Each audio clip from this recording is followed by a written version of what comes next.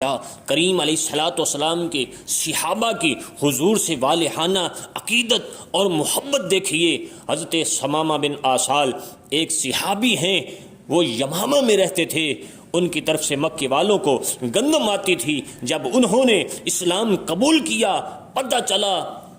کہ مکے والے میرے لجپال آقا امام الانبیاء کریم علیہ الصلوۃ والسلام کو برا بھلا کہتے ہیں۔ ثمامہ بن آسال نے مکے والوں کی گندم روک دی اور انہیں کہا کہ تمہیں ایک دانہ بھی اب نہیں دیا جائے گا جب تک میرے لجپال آقا امام الانبیاء کریم علیہ الصلوۃ والسلام حکم نہیں فرمائیں گے، تب تک تمہیں گندم کا ایک دانہ بھی نہیں دیا گیا۔ جب مکے والوں کا راشن بند ہو گیا، مکے والوں کی گندم بند ہو گئی، تو ان کافروں نے لجپال آقا امام الانبیاء کریم علیہ الصلوۃ والسلام کی بارگاہ میں خط لکھا، اے محمد صلی اللہ علیہ وسلم،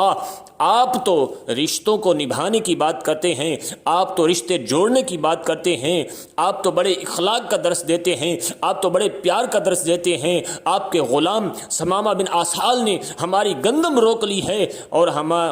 اور ہمارے بچے بھوکے مر رہے ہیں۔ اللہ کے پیارے محبوب کریم علیہ الصلوۃ والسلام نے جب کفار مکہ کا یہ خط پڑھا تو آپ نے صحابہ کو فرمایا، صحابہ ثمامہ کے نام خط لکھو۔